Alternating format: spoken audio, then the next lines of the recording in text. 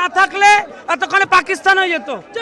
এদেরকে আক্রমণ করছেন, আর যারা হিন্দু তারা গাছ ছেড়ে জাগবেন, একটু জাগুন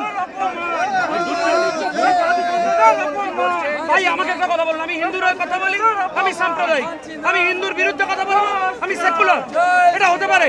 সংবিধান কি বলছে? সমস্ত ধর্মের দিকে খেয়াল রাখা আপনার উদ্দেশ্য। আপনি যে আচরণ রামকৃষ্ণ মিশন, ভারত সেবাশ্রম সংঘ, ইসকনের সাথে করেছেন সেটা সংবিধান অনুসারে হয়েছে? আমি আইনের প্রশ্ন করছি আপনাকে।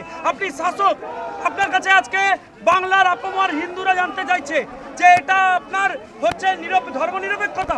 আমি জানতে চাই আপনার কাছে। মুখ্যমন্ত্রী বলছেন যে সাধু সন্তরা তারা ধর্ম ছেড়ে রাজনৈতিক কাজকর্ম, মানে উনি নতুন করে সংবিধান লিখুন, ওনার ভয় হয়েছে নাকি? করতে পারবে না?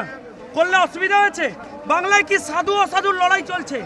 আপনি কি অসাধুর পর্যায়ে পড়েন তাই কি সাধুদের ভয় পাচ্ছেন? আপনি কি আপনার রাজনীতিতে ইন্টারেস্ট আছে, সাধুরা এলে এখানে উন্নতি হয়ে যাবে তাই ভয় হচ্ছে? এটাই কি কারণ? স্পষ্ট করুন না।